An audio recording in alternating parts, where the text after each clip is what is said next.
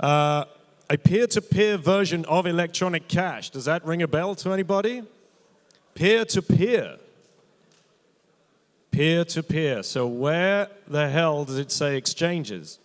Should we have exchanges? What are exchanges going to look like in 10 years' time? Should everything just be purely peer-to-peer? Are we going back to peer-to-peer? And when I was asked to put this block together and discuss this topic, I was trying to think of, well, who's going to be best, to have on either side of the fence here? And, of course, the most entertaining. Well, I thought the best host for this, the most entertaining host, would be our own traveling Joe Nakamoto, who's, yeah, that's you. But you might need a microphone. They are getting dished out at the back there. And then I was thinking, well, we've got to represent both sides of this argument. So Hodl Hodl are widely known in the business for, first of all, hosting the Baltic Honey Badger Conference in Riga and being a peer-to-peer exchange. So here's Max Kai from Hodl Hodl.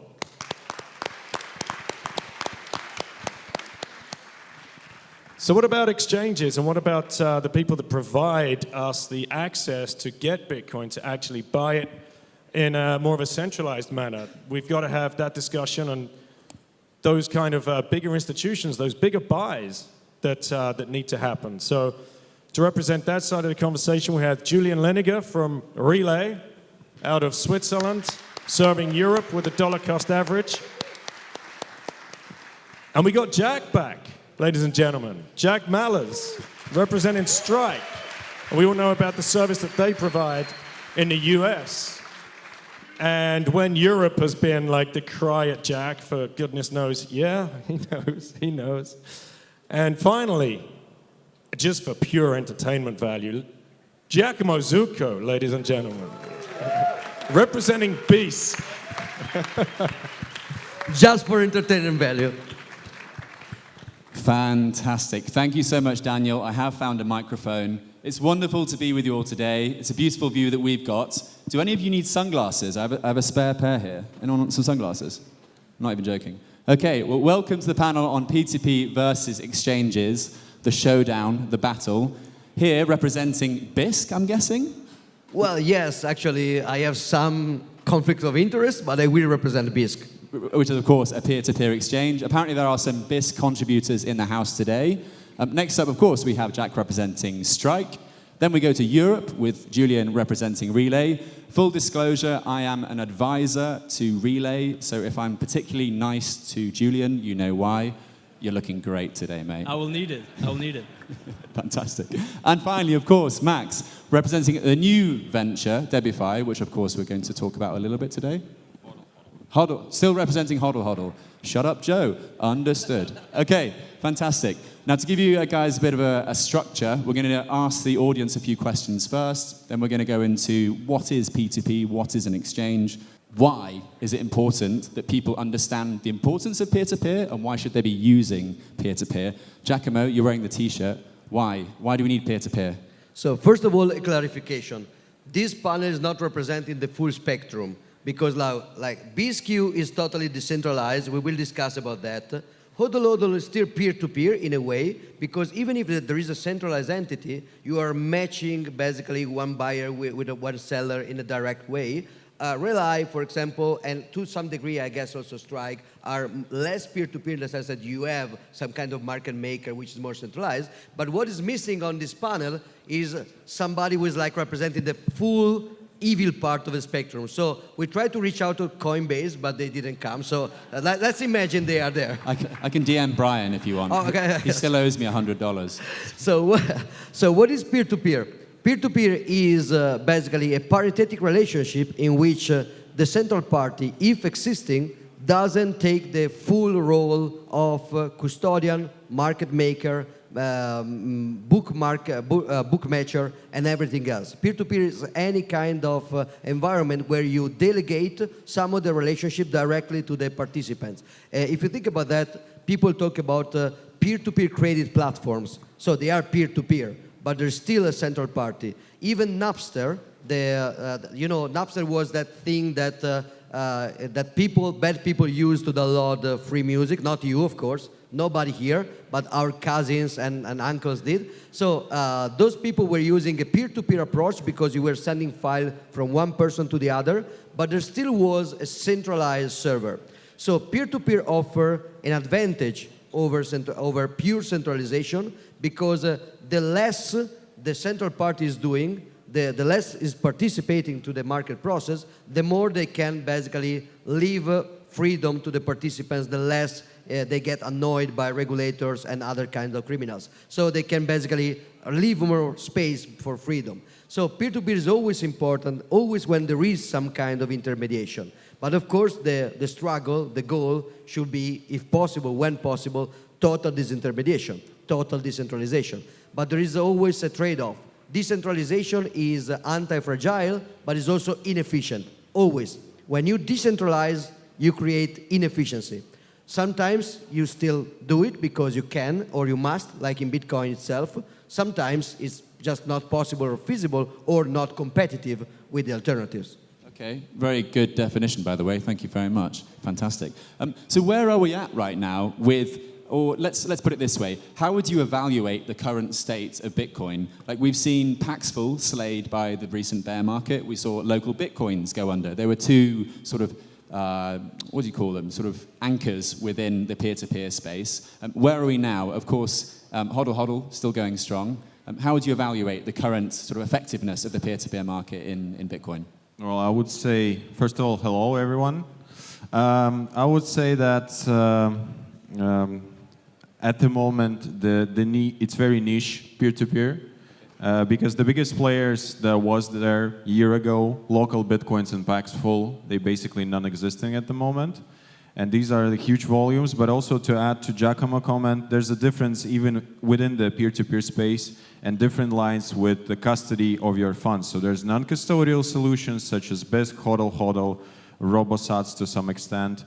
And there's custodial solutions which were local Bitcoins and Paxful. And that was one of the reasons why they doesn't exist anymore. So basically, in terms of peer-to-peer, it's actually getting better, but it's getting better in that part of the market where you provide non-custodial solution. More and more people actually start to realize that giving the custody of your funds is not a way, is no-go. Not only because local Bitcoins and Paxful failed to some extent, but also because what happened with FTX, BlockFi, and all these horror stories. But, well, in trading, peer-to-peer still, I would say it's like less than 10% of the total volume comparing to the centralized exchanges. I mean, we can ask them. They're sat right next to you. This is the beauty of it. So I'm going to go to the J's, to Jack and Julian. We've looked at the state of peer-to-peer right now in 2024. How would you evaluate the effectiveness of centralized exchanges in 2024? Jack, why don't you take it away?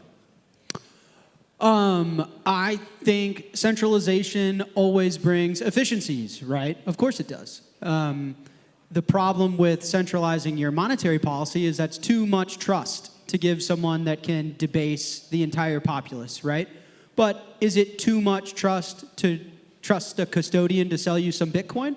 Well, I don't know. It's up to you. But I think if you can find an institution that you trust and you think builds good, moral, ethical products, then it doesn't get any better than that service, right? Like in the same way that Ethereum is a way shittier version than AWS, right? You just can't compete. So I think centralized services, there will always be a place for them. Of course there will be. I do think that the free market has it a little bit mispriced. I think that when you see institutions like FTX and Binance and a lot of these places blow up, I think that P2P and a lot of the more private non-custodial is underbid in the market a little bit. But I think there will always be a place for a principled institution to provide ethical products to customers and efficiencies. I think you see that today, right? I mean, Coinbase, as shitty as they are, they're worth fucking $50 billion, right? I mean, it's a valuable service if you could do it well. Yeah. And yet, one of the key indicators of the bull run is Coinbase imploding. And we did have that moment a few days ago. As always. Julian, over to you, mate. Every time. Every time we have a bull market, they are breaking. But did Relay go under? Did Strike go under? Not yet. No. Round of applause for doing your jobs, guys. Perfect. But Julian, where are we at in 2024 with centralized exchanges? Very, very good points made by both Jack and Max. I think, the question is it really super important that we have the exchange function peer-to-peer? I think it is important that we have the option, but is it really a big need that the biggest part of the market really wants that? I think at the moment, no, because exactly as you said, the people want user-friendliness. 90% of the people out there are not onboarded to Bitcoin yet. So in order to get them on Bitcoin, well, I don't know if BISC is the right solution for them. I think the right solution is for them like an app within a couple of minutes with a couple of bucks, $100, they can buy their first Bitcoin, and this exchange is currently only possible in such a fast and easy and cheap and user-friendly way in a centralized way. Now, to your point, I think it's super important that this is going to be in a non-custodial way, so that people, and you said it right, more and more people want Bitcoin in a non-custodial way, which is very important. I think what is a big risk is what we are now doing with the ETFs and like BlackRock and Coinbase. I mean, BlackRock, I think just today hit the 10 billion mark so they are holding Bitcoin worth 10 billion for their clients on Coinbase. Wow. So the custodial, this custodial holding of Bitcoin, the decentralized holding of Bitcoin is much, much more of a risk, I think, and this we should, get away with, than, centralized exchange where the people just use a centralized exchange for maybe a couple of hours, but then they get the Bitcoin to their non-custodial wallet. I think that's, at the moment, the ideal scenario of onboarding, millions of people. Or billions, ideally. Jack? Yeah, I also, I think it's an interesting point. I'd be curious what you guys think. The best part about Bitcoin is you can't bail anybody out. You can't inflate the currency for a bailout, right? So let's say I'll tell you guys a real example. So I live in the United States of America, right? You guys know that. All of my banks in the United States of America are insolvent. If you run the numbers on Bank of America, they have more liabilities than assets. So they are in the negative. So all the banks don't have any money. Okay, my government is printing currency to help them out. So I'm getting more poor. Well, not actually, because I don't own any fiat anymore. But in theory, my neighbor, yeah. But the point I'm trying to make is that my neighbor is getting more poor because of Bank of America's mistake. Right? Human beings coordinating within a marketplace, within an economy, and taking risk is normal and totally ethical and totally fine. If Bank of America wants to take risk and Bank of America fails, that shouldn't have anything to do with me. The fact that I have to pay for Bank of America failing is the crime. And so FTX failed. I don't give a fuck. I just don't care. They didn't print any Bitcoin. So I didn't get debased at all. Sure, you can speculate that maybe the spot price of Bitcoin was affected by a lot of that shenanigans, but it really, that's the free market being the free market. So I think that's really another important point to me, is that everyone has the option, and I don't think it should matter, in my opinion, too much what anyone else wants to do, because that counterparty risk lives with them. If you're dumb enough to have a relationship with an institution like Sam Bankman-Fried and leave your coins on his exchange, then you lose, but not everybody else, which is different in the fiat world, where if someone loses, then you burden the cost. So as long as people have options, I'm a believer, do whatever the hell you want. Right? I don't know. Yeah. No, absolutely. It's a really, really good point. Feel free. And Julian brought up the ETFs there. I almost thought that the name of the panel could be P2P versus exchanges versus ETFs, because it does feel like, the custodian nature of the ETF has opened up a whole new, I don't want to say dark side to Bitcoin, because of course the price is pumping because of or thanks to the ETFs, but with that comes these counterparty risks and people trusting as opposed to verifying. Giacomo, what do you make of all this? I mean, I know that it's taking place thousands of miles away, and we're in an island in the Atlantic. You're right. There is another step. So there is another missing chair in the panel. So you go from decentralized to centralized, but peer-to-peer non-custodial, to custodial, but maybe KYC light, to full KYC, evil, hiring spyware companies like Coinbase, to ETFs. Now, ETFs are, if you think about that, they are the exact contrary of Bitcoin, because one of the points of Bitcoin, sure, is non-inflation, but it's also free access to everybody. Everybody can access to Bitcoin. The whole point is that people, Jack's neighbor can protect himself from inflation. He could, but in order to do so, he has to be privileged enough to have access to the stock market, to the real estate market, to the commodity ETF market. So there is a very small cabal of investors that are rich enough and politically connected enough that they can shield themselves from inflation. And those are the actors that can actually access to an ETF. Now, Bitcoin was a disruption into that scheme, because now even the average Joe can actually protect himself from inflation. And this is a first. That's me. I'm doing it. The average Joe, yeah, right. So Joe the plumber, right? So even you now can protect yourself from inflation, not just Jack's neighbor. That probably Jack's neighbor is very well introduced anyway. So I don't know where you live, but probably it's a nice place. So now Bitcoin is expanding this privilege to everybody. The Bitcoin ETF is only open to qualified U.S. investors that are basically inside this cabal. You cannot trade it on the Sunday because it's tradition. It's basically the ETF is taking everything which is interesting about Bitcoin and stripping it away and just selling the name. Somebody could say at least the supply control is there. Oh, that's until they do fractional reserve, and they will. They will because they're keeping everything in the most retarded Bitcoin company ever. Someday something will happen, and they will do fractional reserve.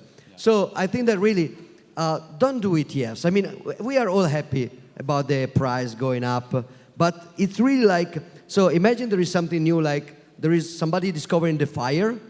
So somebody comes and say, oh, look, take this rock. This is fire. It's just that it's cold and dark. I mean, it's not fire. It's the exact opposite. You are taking out everything interesting from the fire. That's Bitcoin ETF. Yeah. Go ahead, Jack. I'll say it. How do governments fund themselves? There's two primary ways, right? There's inflation, of course. What's the other one? Taxes, right? And I think my fear about the ETF is if they can't deprive you of wealth by printing the currency, they're going to tax you, right? That's always what's scary about real estate, in my opinion, is it's just the lowest hanging fruit for taxation. They constantly abuse it. And so there you can see the spectrum of decisions, right? If you're holding an ETF, you can't withdraw the Bitcoin. You are stuck there, and it's going to be a sitting duck for taxation if governments want to go monetize that. If you bought on an exchange through KYC and you withdrew the coins, that's far better, but there may be a record that you bought it, right? If you want to pay the most premium, P2P Bitcoins trade at a premium, and you're paying for that experience of a lot more anonymity. So you can kind of see the breadth of decisions that you got, and you just choose your risk profile. Like I personally, my dad and I would never buy an ETF because I don't trust the U.S. government to go after them. I think that they're going broke and they need to make money and they're going to tax the living shit out of that thing. But I think that's an important point to keep. That's my biggest fear about Bitcoin and government is taxation. Yep, very good point. That makes a lot of sense. And that's also why we probably, and most of us here, would never buy an ETF. That said, I think it's good that there are ETFs because there are institutions, the big fucking institutions that are now buying the shit out of the whole liquidity on all the OTC desks and all the exchanges through the ETFs, through BlackRock. They didn't have an option before to actually hold buy and hold Bitcoin. Like I think of big hedge funds or endowment funds or pension funds. Maybe they had some sort of an option, or publicly traded companies like MicroStrategy. They somehow found a way, but there was no easy way for sure. I think many big companies and many of these big funds, etc., and these money managers, they didn't have a custodian, a counterpart, or an easy way to, and they have to, because you are regulated very differently once you hold like a billion or 10 billion or so. You're regulated differently, so there is no way you can buy Bitcoin peer-to-peer and hold it in like a hardware multi-sig wallet, etc. It's not happening.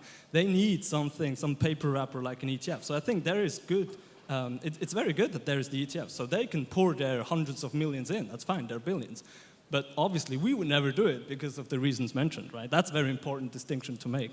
Yeah, to that point, can you imagine Michael Saylor approaching someone in a car park and saying, yeah, man, the 10,000 Bitcoin, here's the cash for it. There is no option for a billionaire to buy Bitcoin P2P. Is that not something that we should be looking at solving? That would be a great meme, though. I mean, Michael in a park approaching people would be a great meme. I mean, what about Michael Saylor in a stadium? We could try to recreate it today.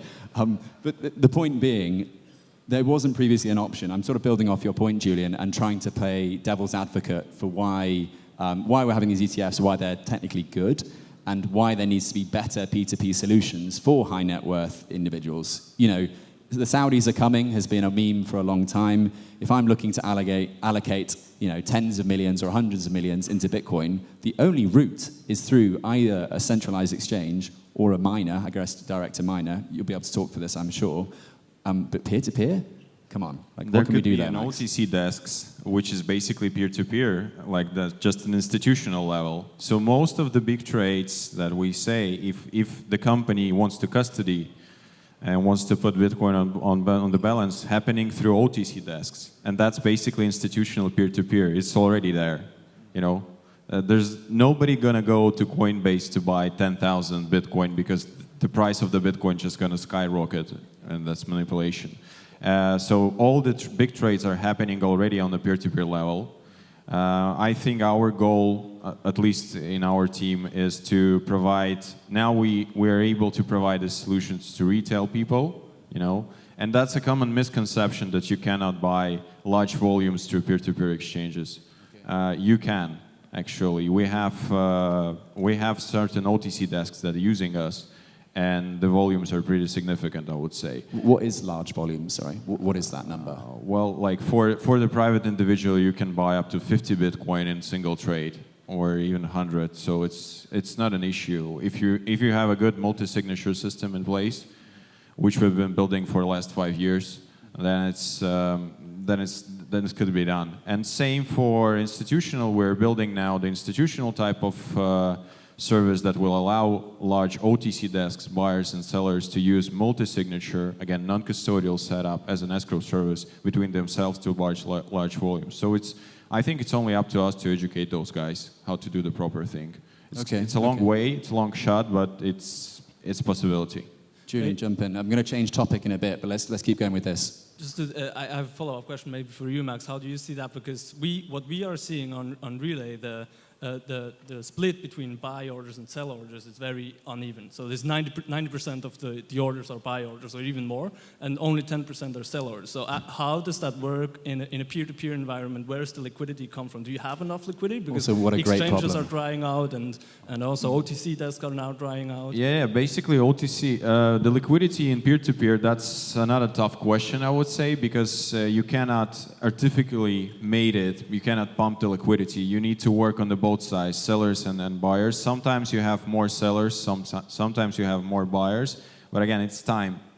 If you have time, if you have, like HODL is operating already for more than 5 years, and through these years we've been through many shit, but we've eventually made a couple of good decisions, strategical ones, and we are there in that sense that we don't see that there's huge difference between buyers and the sellers. Again, the volumes might not be that big as a centralized exchange, but I think we're getting there.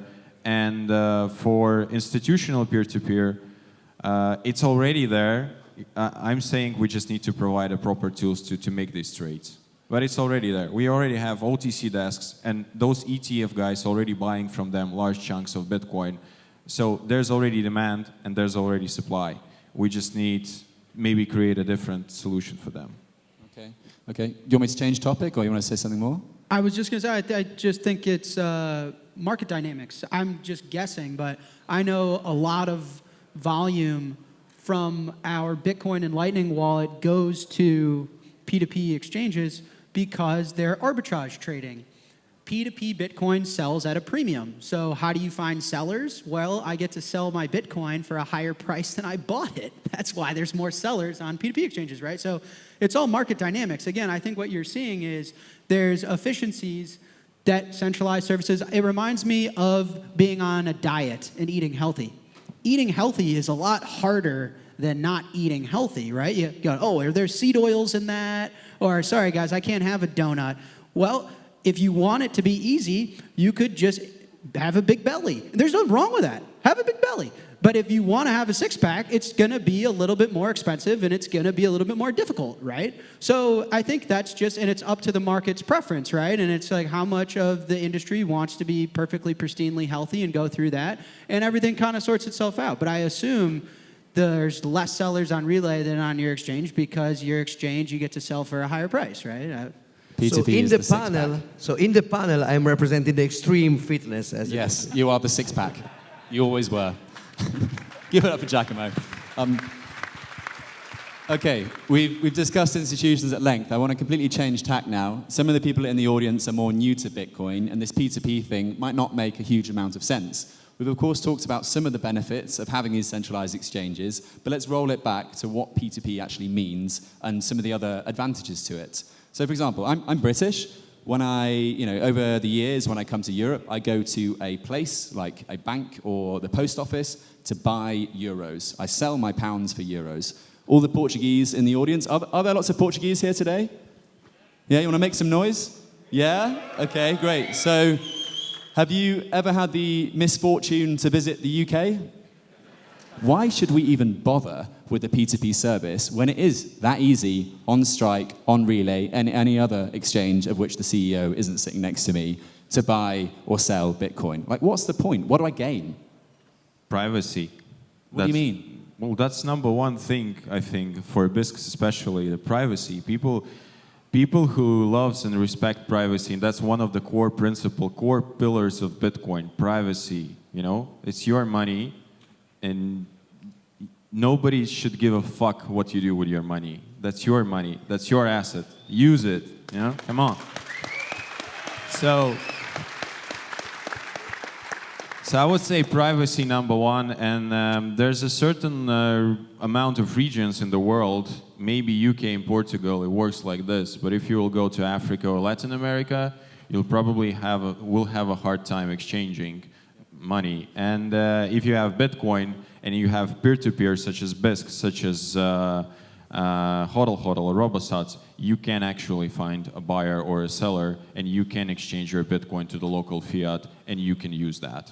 Yeah, no, I totally agree. And as much as I hate Binance, the ultimate redeeming feature of Binance is its peer-to-peer marketplace, which is thriving in the likes of Nigeria, Kenya, the Ivory Coast. I've seen people use it, and it works. So you have a centralized entity providing a peer-to-peer service there is some levels of KYC to it, but the peer-to-peer nature, it does shine through. Jack, I think you're about to say something there. No, and unless you want me to, no. In that case, Giacomo is. No, I agree with Max completely. The point is privacy. I like to say that in Bitcoin, you have at least 3 layers of privacy. The first one is obvious. You have to be the only one knowing your private key. If other people can know your private key, they will just spend your Bitcoin. So this is already a privacy thing. You have to hide some kind of secret. So this is a privacy concern.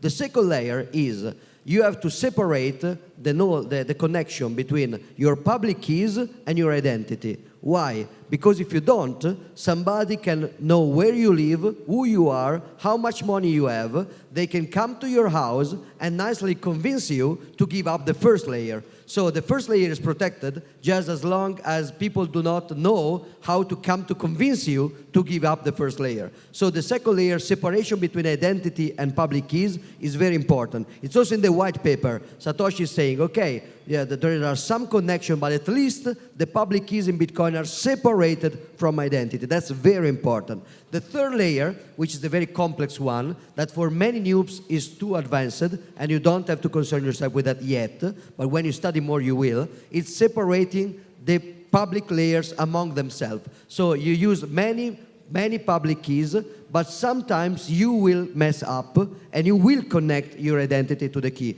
Even if you don't use KYC, still, maybe you do peer-to-peer, but there is a camera in the cafe where you exchange on your face. So sometimes one of your Bitcoin identities will be connected to your public identity. That's inevitable.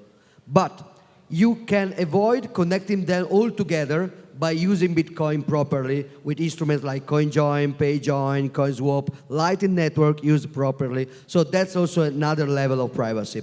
Speaking about, go.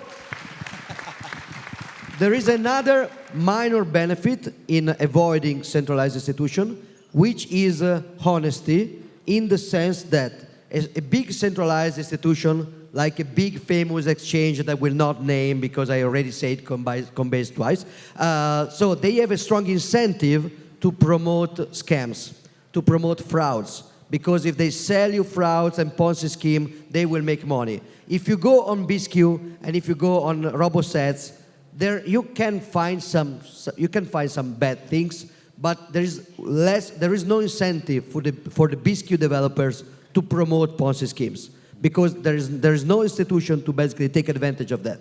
So there is also this advantage that usually the amount of bullshit and garbage you can find on a typical big exchange gets basically filtered out in the peer-to-peer, even in the OTC desk. If you go in a serious OTC desks and say, oh, do you want to buy my Shiba Inu or whatever, they will just kick you out. So yeah, no, it's an incredibly important point. I actually want to push a bit more on that, though. Like, when I first used Bitcoin, aged 18, 19, when someone who isn't me first used Bitcoin, aged 18, 19, to buy drugs on the Silk Road, they found it incredibly convoluted, complicated, difficult to use, and eventually I got fed up with it, and the idiot that is the Joe 19-year-old didn't keep those Bitcoin. But one of the reasons why I loved it was because it was so privacy-centric and it was so efficient in that way. Fast forward to 2019, when I start realizing, holy crap, this Bitcoin thing is really important. Where do I go? I go to a Coinbase. I don't even bother with the local Bitcoins and the peer-to-peer meetups. The convenience of centralized exchanges now is phenomenal. It is the go-to solution for most people. But inherent to that solution is an erosion of privacy. Like, to what extent are we getting to a future which is slowly eroding these founding principles of Bitcoin? And how can we avoid that future? I'm going to go to the sexes first. Sex being centralized exchange. Sexy people. Sexy Julian? God, you're looking good today. Yeah, I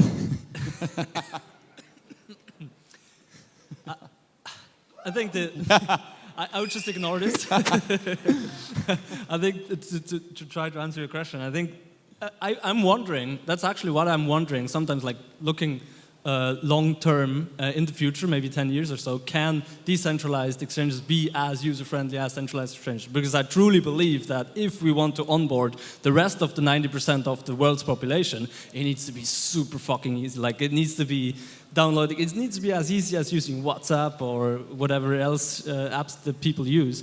Because people, unfortunately, don't really care about privacy, most of them. They don't really care about a lot of things. What they care about, something needs to be super fast. They want it now. It needs to be cheap.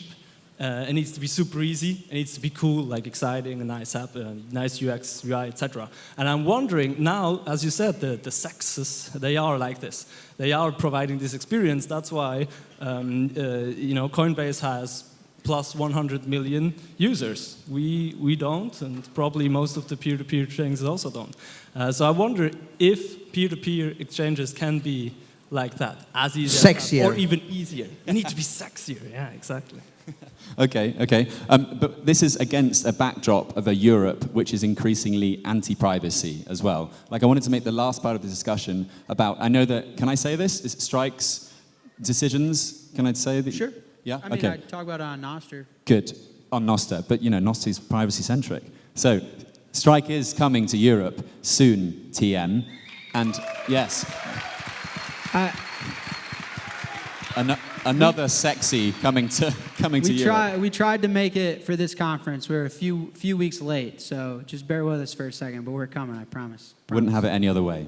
But the point being that MiCA, the licensing coming through, Europe is increasingly anti-privacy and pro-surveillance. How do you operate in such an environment knowing that you want to promote these privacy-centric principles? Like, how do you mitigate that? How do you sleep at night knowing that this is what you want to achieve against this backdrop?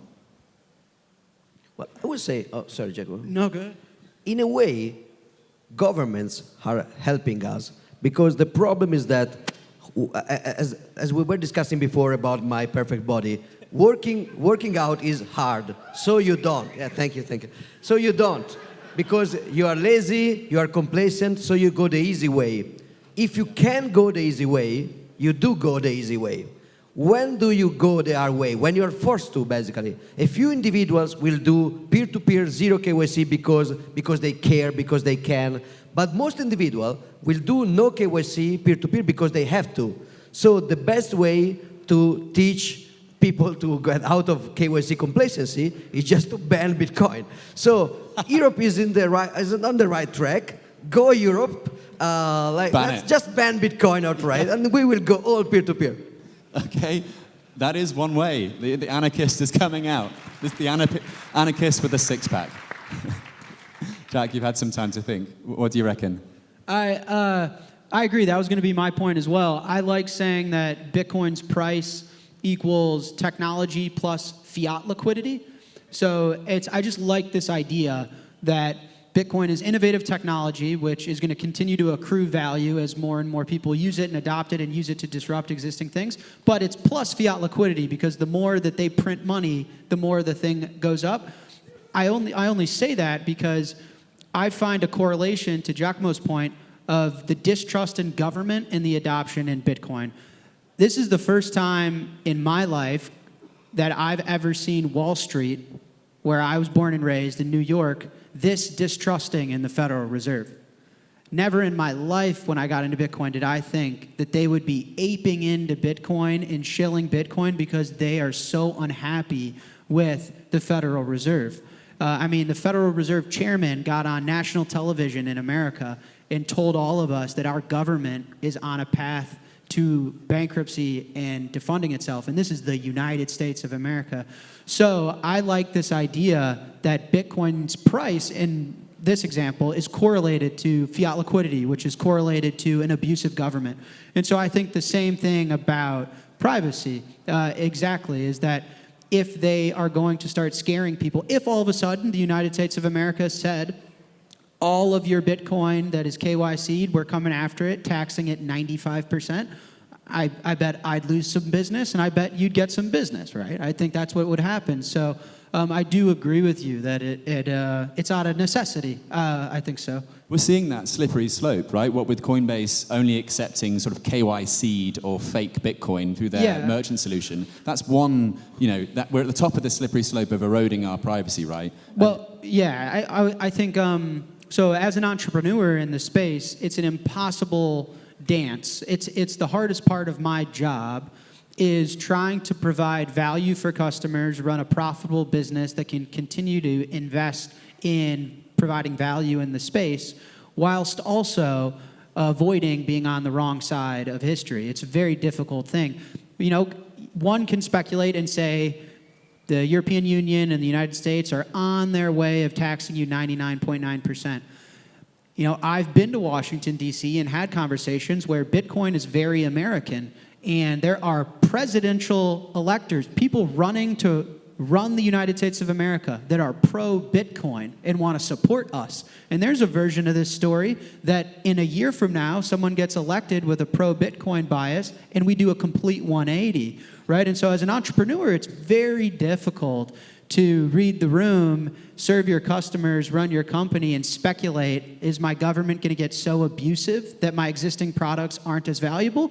Or is my government actually going to support innovative technology where I'm not investing enough in providing, right? It's very challenging, but yeah, I don't know. Yeah, hearing this is why I am happy to ask the questions and not be on your side of the table. So kudos to you, kudos to you. We're coming up to our final couple of minutes here. I hope you've had a lovely time and you've really taken away something from this conversation. That's my segue to ask you guys the takeaways. What is one thing that you'd love the audience today to go away with, their one takeaway, you know, whether it's about P2P or centralized exchanges or ETFs? Giacomo, I'm going to go to you first because I know you love takeaways. You hate takeaways, sorry, with the P2P six-pack over there. So even if you are going to default back to the centralized KYC exchange, I know that now you will tell me, no, we are hardcore. No, you will go back to centralized exchange. It's okay. Optionality is good, but at least study a little bit how to do the alternative when you need it, because when you will need it, you must be ready. The alternative is important that the alternative is strong, even for entrepreneurs in the space, because they have to be able to have the bad cop in the conversation. So I remember something crazy by Max, something beautiful. A few years ago, Max said, if the local regulator is going to force HODL to become full KYC, we will just open source completely the platform and just close it down and everybody will be able to copy us. So we will basically destroy the business before we go full KYC. So having the hard, that's super based. So the hardcore alternative is a bad cop that we need to keep up and running even if we go with the good cop of the partial compliance. Fantastic. We're going to have to go really quick takeaways here. Let's go along the line. So Jack, next up, takeaway, please. My quick takeaway is Bitcoin is the ultimate free market. So your decisions carry more weight and more value than in other systems because there's no one telling you what to do. So I'd say do whatever the fuck you want. You want to buy anywhere, you do that. That's why the system exists the way it does. Just educate yourself. It's your job to educate yourself. Fantastic. Really good stuff.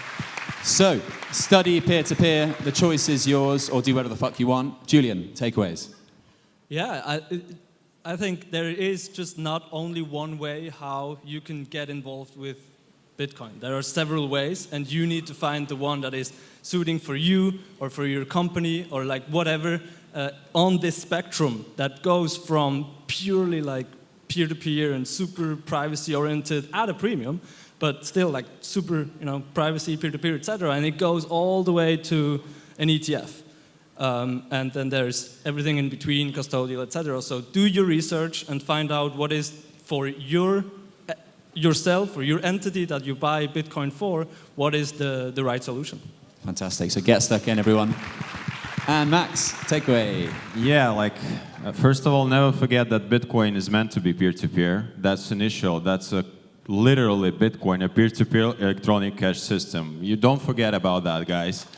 And the second thing is that you are peers, we are peers. You can go online, go to BISC, go to Robosats, go to HODL, create an offer, create a liquidity. It will be a private liquidity. We will increase the privacy and you will help the market. You will have an options. It's up to you to work out, to help us, to help yourself, first of all, and to increase the market of peer-to-peer offers. So that's it. Fantastic. Thank you so much. Please give it up for my panel. We have study peer-to-peer, choice is yours, get involved, and more peer-to-peer. Giacomo, Jack, Julian, and Max, thank you so much.